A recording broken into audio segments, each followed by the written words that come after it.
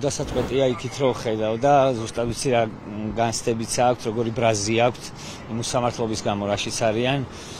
არ ვიცი, ჩემი აქ ყოფნით იმედი მაქვს ცოტა მაინც რაღაცა მხარდაჭერით სიმხნევე შეიძლება მოემატოთ. ერთი რაც მინდა ვთქვა, აი პროკურორების საბოლოო სიტყვების მოსმენა არის უბრალოდ მოსმენა კი არა, მათი სიტყვები არის სირცხვილი რა.